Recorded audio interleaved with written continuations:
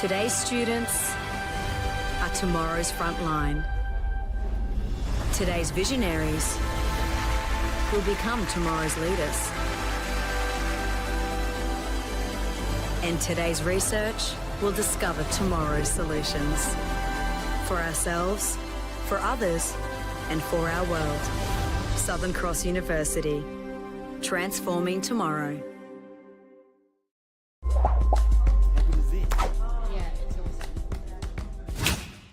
G'day and welcome to the National Virtual Expo. I'm Rob Malicki, coming to you today from Garrigaland in Sydney, and welcome to this session on getting the most out of dentistry and getting into dentistry too. And I think you're going to really enjoy this session if dentistry is one of the subjects that you are considering.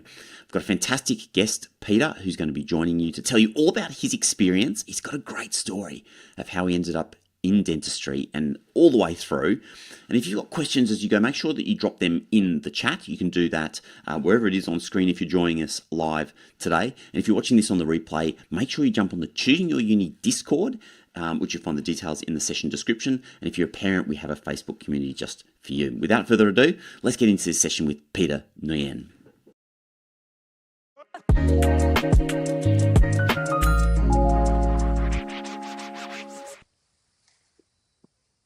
Peter Nguyen, welcome to the National Virtual Expo. Thanks for joining me. Hey Rob, good to see you again, mate. It is really good to reconnect, mate. Like last time you and I were chatting a couple of years ago now for the Choosing Your Uni podcast. So super good to reconnect for this session on getting into and getting the most out of dentistry. And mate, now you are actually through the uni dentistry journey since we last spoke. You've been out working for a couple of years. How are things going? Yeah, it's been a couple of years, and honestly, it's been a huge learning curve. But I'm generally at a spot where I love everything about it. Love the day to day. Love the decision that I made, and I'm really happy with where I'm at the moment. In my intro, which you won't have seen, I was just doing it off camera here. I was talking about the fact that you do awesome content about dentistry. And I originally came across you through Instagram, talking about your journey through uni and studying dentistry. So we'll obviously get into that. But what's kind of surprised you most about having gone through dentistry? Now you're out there doing this thing full time. Any sort of surprises? Now that you're out in the workforce. Yeah, great question, Rob. I'd say the biggest surprise for me as a working dentist is just how much we have to bridge the gap between what the patients know and what we've learnt, and how much we just have to go through things in a more simple way. That's probably the biggest one. I think when you're in dental school, you just learn all these huge terms. You learn so much in like such a short amount of time. But then when you get back out there and you're treating the community, you kind of have to just explain things in a really understandable way. And that's probably the biggest switch that I've found. Just kind of re-switching my brain back to who I was before I became a dentist and what I would have known, and just connecting with a patient at that level. So yeah, that's probably the biggest thing that I've learned. That's really cool. And so, tell me about the work, like enjoying the work day to Yeah. day. Yeah, tell me about like a day in the life of Peter. Yeah, of course. Well, the work itself, another thing that I've learned probably is just how much it revolves around the people that you're treating rather than the treatment itself. Like you're not just treating teeth as a dentist, you're treating the human being that has those teeth, and that's a whole different ball game. But yeah, I at this point, at this stage of my career, I love it. I love connecting with people. I love being able to help them out with their health. But yeah, day to day, pretty much this year I'm working 4 days. I worked 5 days last year. I'll cut down to four just because I felt like I was. It's a lot of emotional energy, I'd say. Kind of having to put my best foot forward and kind of be like a very comforting and nice person for every new patient, and that took its toll on me last year. So I've cut down 1 day of work to focus more on content actually. But yeah, day to day, generally just working 9 to 5, working at two different practices, based in Melbourne.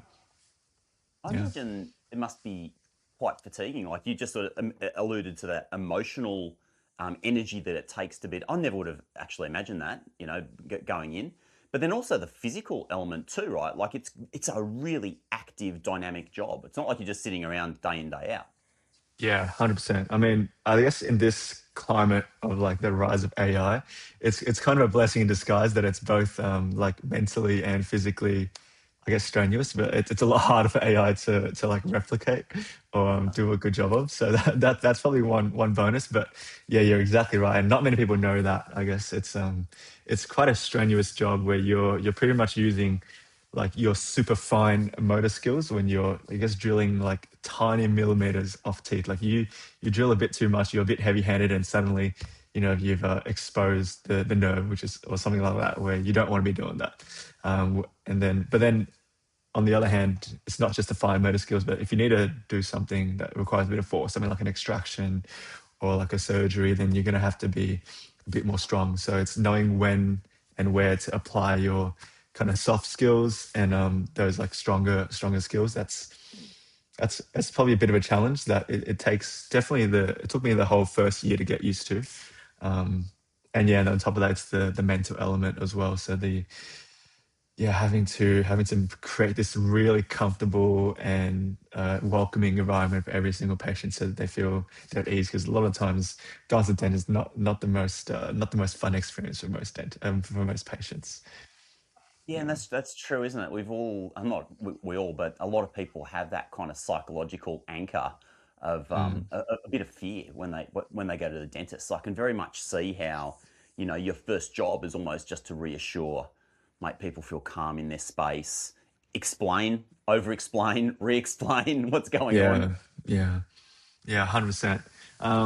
It's something that I think initially it was pretty hard for me to deal with, but nowadays I just see it as an extra anchor to reconnect with or connect with someone, because I can really start to delve into like why they're anxious and kind of re reimagine their perception of the dentist, which I find is actually quite a privilege. But obviously, initially, it's kind of hard to deal with when you kind of roll up to work and then every single patient just they're like, "Oh, I don't hate you, but I hate going to the dentist. I don't want to be here," and it's having to win them over and be a just be a bit more careful. So that's something that I've learned to navigate. Still, sometimes gets me, but in general. It's a fun challenge, and it is a privilege to be working with them. Yeah. One of the things I love about your work is like you are a great communicator actually, and link if you're watching along live or watching this on the replay, link to Peter's different social channels down below. This is where I first found you, it was like on Instagram. Really, just like you're a really good communicator, you're a good storyteller. So I'd love to have you as my dentist in that sense, because like you do a really good job. And folks, if you're looking along and you really want to see what it's like, not only to be a dentist now, but going back through Peter's journey, going through a uni, like he's documented it all. You can just go back and like literally go back up through his feed, and you're going to get this amazing snapshot on what it's like to both study and work in dentistry. But maybe, mate, like, can we back up to the start of your journey? How did you decide to become a dentist anyway? Yeah, no, appreciate the shout out, Rob, and as for you as well, you're an incredible communicator, and I kind of was familiar with your work even before I got into dentistry, which kind of leads me to where it is. So yeah, when I initially I wanted to do dentistry kind of very early on. If we're going really throwing it back, my dad's a dentist, and so that was probably my first role model. Um, and for a couple years, he actually told me not to do dentistry. He told me uh, this job is like the things you said before. It's physically strenuous. It's mentally really hard. Um, and his back's breaking. He's tired all the time. But yeah, I think so. He really turned me off. But as I started looking into it, I realized obviously how it is quite a good profession. Once I looked into it, and he is right. Like it has been really physically and mentally and emotionally difficult, but I think it's genuinely worth it to know that as a profession, I'm kind of doing good for the community, and it gives me that sense of purpose. So, and also it's quite a comfortable kind of salary. If that's you do get paid pretty well for what you do, and so those three things together, and the fact that I just yeah, I really liked what the profession had to offer, and it's also going in an exciting direction. Like you don't have to be kind of a general dentist or doing like the same thing day in day out. And there's new types of technologies that definitely help us. Things like loops, things that you can use to not kind of hunch over all the time. Like these new technologies help improve our posture and our health. Um, and even like with newer technologies, it's a lot easier to complete these treatments to a higher standard. So that's what I really like about dentistry. But yeah, then it's about getting in, right? Like it's probably one of the hardest, maybe under med in terms of health professions to get into. And so out of uni, I didn't get in. Out of high school, sorry, I didn't get in. I applied, but I didn't get a high enough ATAR. Like I just missed out, I think. And then I had to go through the undergraduate pathway where you do 3 years of a kind of non-related degree, and then Did you do trying to like find. biomed or something like that? Yeah, exactly. I did science at Melbourne Uni. Nice. And then after 2.5 years, you kind of have to claw your way into dentistry, which is how it felt. So it's definitely not easy. I know there's different pathways, but I think the good thing about that pathway is that it really cements your willingness or your drive to really consider, is this something that I actually want to do? Like maybe in year 12 you might just be a genius and you have all these options. If you do really well, I can just choose dent, and then you get in, you realize, oh, maybe this is not what I want to do. Whereas having that extra few years kind of discovering more about myself and my true motivations of why I wanted to do it, it definitely made sure that once I got in, I didn't take it for granted, or I kind of went through with the best of my ability. So yeah, I did my 3 years at Melbourne Uni. Had a good time. It was a lot of fun, but definitely was pretty stressful. Just underlying stress of knowing I'm not actually in yet. What am I going to do if I don't get in? But very fortunately did well enough on the GAMSAT, and my got high enough grades during my undergraduate to get a spot in UWA for dentistry. Nice. Yeah. Yeah, and that's the thing people might not realize when they're sort of looking at this is that it's very common for people, both in dentistry, medicine, even veterinary studies, like some of these, yeah, really competitive degrees, to move into state to go and to do the program. Yeah. So it was obviously quite an adventure for you to head out west. Yeah. As a Melbourne boy, I pretty much had never been to Western Australia before. I've only heard about it because they have the two AFL teams there, like Free and West Coast. But other than that, I had no clue what was going on there. I literally just thought it was like a shanty town. But once I got over there, I loved it. I actually just got back from Perth last week.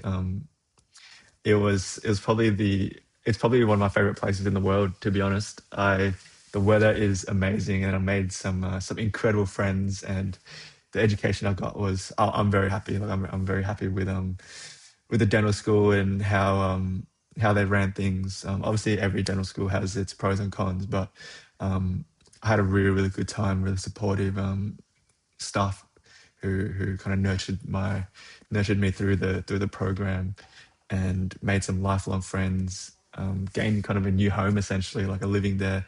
It I always look back at my time in Perth with a smile on my face, and yeah. What's So what was it like to actually study dentistry? Did it surprise you in some way, or in terms of the actual course? It's quite a rigorous program. Obviously, doing a lot of contact hours. You don't just have like the academic like lectures, but you're also doing practical work at the same time. How does that all Yeah. kind of work out? Yeah, I guess this is an interesting point to touch on because I was working as a dental assistant, like even like before I got into dental school. So I worked as a dental assistant, and then I worked as a dental assistant all throughout dental school. But then seeing what it was actually like day to day to be a dentist, like having that firsthand look at it, and then going to uni to study it, and it's kind of like learning things backwards, going back in time to see how they got to those skills, and it was pretty wild to me to see this is how they developed their skills on these models, and it was like, whoa, like I just learned this last week, or like I just learned this procedure like a month ago, and now I'm doing it on a real patient. That's like it was a pretty crazy kind of mental battle. But I guess that's how you learn. And at the dental school, there's always supervisors who are holding your hand along the way. But yeah, that's pretty much what dental school is like. It's a very intense program where you're. I think it's one of the rare ones where you learning like so much pretty high level theory, I would say, like very specific, very intensive like study material, and then you are doing it straight away, whether it's on a model first, of course, but then like in a real life patient, and it just gets you really comfortable with being uncomfortable, which is really good. I think that's how we learn. So yeah, I'd say it's one of the most I'd say bang for your buck, I guess, degrees, because you get a lot out of it. Yeah. But I really emphasize, like, want to emphasize what you're saying there. Like, nothing truly rewarding. I don't just mean in studies. I mean like in life. Nothing truly rewarding is super easy. Like, let's face Yeah. it. It's like when you got to work for something that you want. And you got to push yourself. Is that you actually get that sense of achievement. So the fact that it's hard to get into. It's a taxing degree. Like these are good things. That makes it fulfilling at the end of the day, doesn't it? Yeah, 100%. Yeah, I think it's one of the it's interesting. I think the difficulty of the degree is definitely a factor. But in saying that, yeah, once you do it enough times, it does start to become like simple, You I get the feel. guess. Yeah. So which is awesome as well.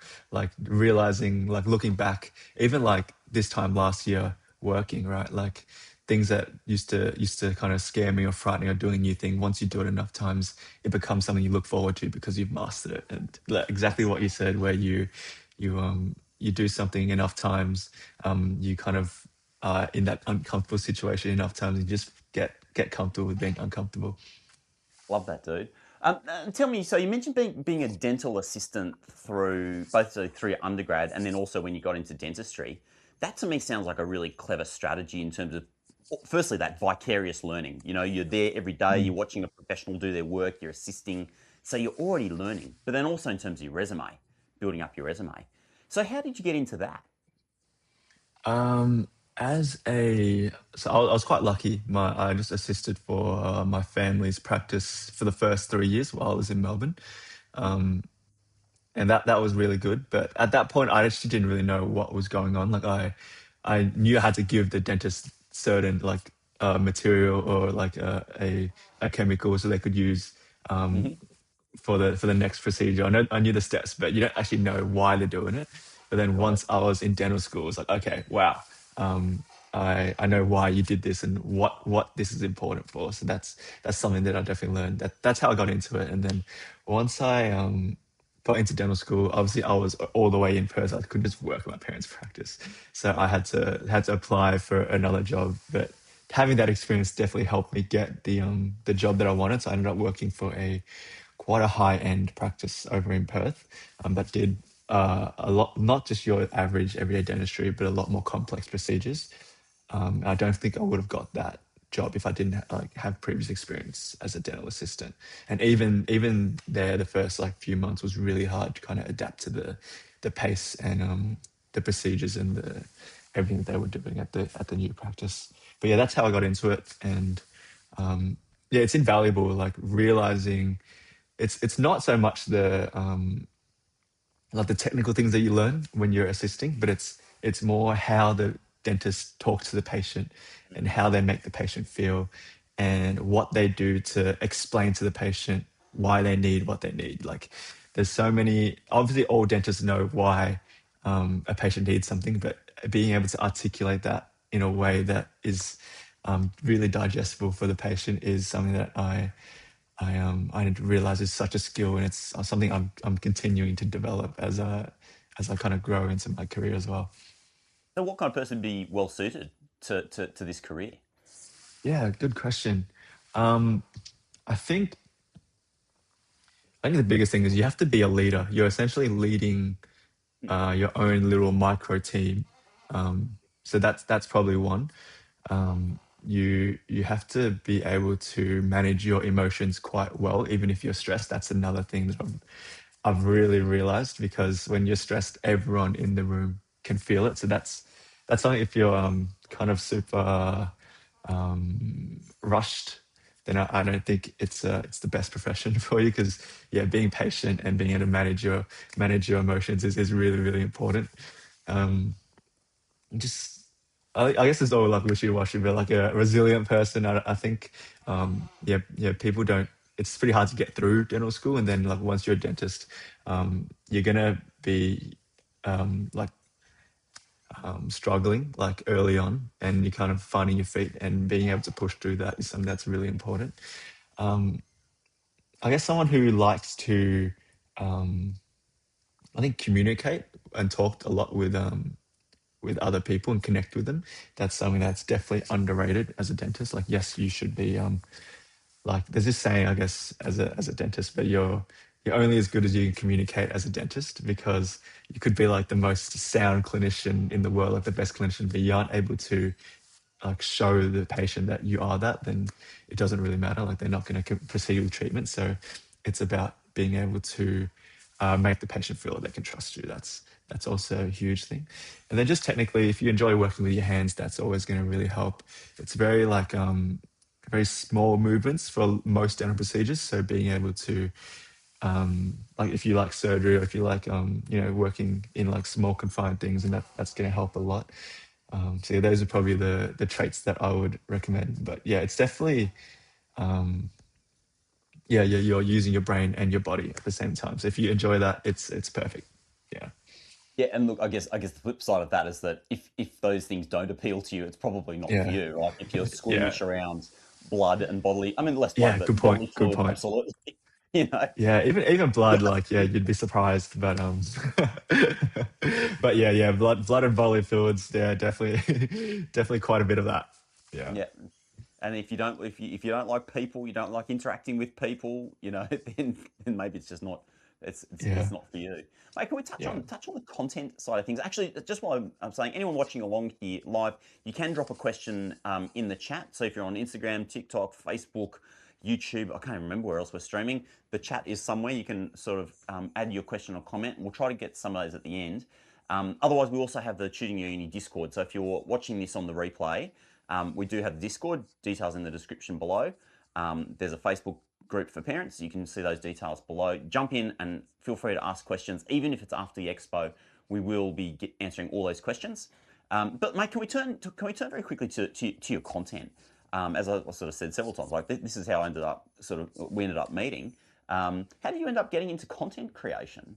And yeah, Yeah, it's a good question. I guess that's my another passion that I have, making videos, doing graphic design. It's a very creative aspect of my life that I didn't want to give up, just because I was pursuing dentistry. And I guess realistically for me, I don't like once it even if I got paid for it, I don't think I would enjoy as much as just doing it as a like aggregate to my dentistry. But I got into it just through making videos. I've always been really creative. I love having something tangible to represent myself, and that's through like a graphic design, photography, videography. And I just found that making videos was a really good medium for me to express myself in a way that's kind of very creative, and be able to broadcast that to whoever wants to watch it. So that's kind of how I got into it. I slowly just started. I mainly use my phone actually, but I love being able to push. Like recently, my passion is being able to push my phone to create like really cinematic like videos that you would normally see on a video camera. That's my current kind of fixation. But yeah, yeah, I love the editing process. I love being able to play around with the colors, making a video look really stunning. Making the font pairings, that kind of thing. That all really inspires me as a person. Yeah. Yeah, it's really beautiful, beautiful content. Like I never thought I'd be watching dentistry videos. I'll admit. But there you go. That's a beautiful thing, you know. Like you're actually sharing, sharing this kind of journey through uni and sharing the journey, through day to day life and everything like that. I mean, it certainly gave me a massive appreciation of the work that the dentists do. I just think is, have you had someone yet come in and be like, "Oh, you're Peter. Like I know you." Did that happen yet? Yeah, I've had a few. So it happened not very often. I think Yeah, most people who are watching my type of content is like young people, and young people don't really love going to the dentist. They kind of like their teeth are still really good. It's usually when you're yeah. like 40, 50, when it's like, oh, suddenly things start to pop up. But it has happened a few times, and I always appreciate that someone. It is really weird seeing like realize that this random person is watching your content. But I think it just makes me really grateful that my content has an audience. And I guess then the other thing is something that I didn't really plan for, but there's a big dental community on Instagram. But then what they do is it's not really my type of content where it's like day in the life. They do more like they just post cases. Yeah. Um, which is really stunning to me. But I think for the general public, like you wouldn't really care like how beautiful this margin on a tooth is. But for us, we really appreciate it. But I guess because there's a lot of dentists on Instagram kind of showcasing their work, it's not too weird for me to slot into that where a lot of my friends are like, oh, I love seeing the dental content and like the cases of teeth, but sometimes your content's like a nice break. Yeah. That's like not so tooth related, but it's still kind of related to dentistry, which is a nice niche to slot into, and yeah, I I love really it. like it, Yeah, and this is why that's why I'm saying like if you are here and you're watching and you're interested in dentistry, you really need to check out Peter's stuff because to me it really gives that flavour of what this job is about. The helping the people, the lifestyle, that sort of thing. Like I really dig it. So that's why I'm super grateful for you to to be joining me here at the National Virtual no, Expo. appreciate you having me, Rob. Maybe just by way of uh, finishing up, knowing what you know now, you've gone through the whole process. You fought to get in. You've done the whole program. Now you're out. You've got a couple of years of experience under your belt. If you could go back in time and whisper in the ear of young Peter over here, what advice would you have about this whole journey that's ahead? Yeah, it's hard because I'm so happy where I'm at in life, so I don't regret anything, and I'm really grateful to be where I am. But in saying that, if there's one thing that could maybe have maybe catapulted my career of some sort, it's I see a lot of the younger dental students or even uni students. What they're doing is they're kind of creating content about their lives, and then there's one who's actually reaching out to like kind of high profile dentists and then creating content for them. And I just think that's a genius way to make these connections, make these friendships with people, and be able to provide a service for them. It's like a symbiotic relationship where everyone kind of gains. Like a lot of these places, they want marketing, they want a young voice, and they want to know they have a finger on the pulse of what's at the forefront of culture. And as a young person, that's what I guess you can give. Like even for me, working after like 2 years of working, I already feel like I've kind of fallen behind in terms of what's really popular on Instagram, on TikTok, or whatever the new social media platform is. And having someone who's a breath of fresh air, able to help out with that side of things while I focus on like being a good dentist, that would be really good. So that's my recommendation. Reach out to dentists who you like look up to and try and find a way to be useful for them in a way that suits you. So for me, it would have been making videos. But whatever you do, I'm sure there's a way you can give something. So that's probably my biggest advice. Other than that, like everyone says, like enjoy your time more while you're there. But I definitely like kind of knew that going through, especially because I fought quite hard to get into dental school. Once I was there, I really made a big effort to just be really present throughout the whole time and make as many friends and know that these years aren't going to last, but they're going to be a really good like period of my life. And yeah, I don't have any regrets in that regard. So yeah. My guest today has been Peter Nguyen. Thanks for joining me at the National Virtual Expo, Peter. It's great to have you here, mate. Mate, I love what you're doing, Rob, and I can't wait to see how everything goes. And it's good to see you again.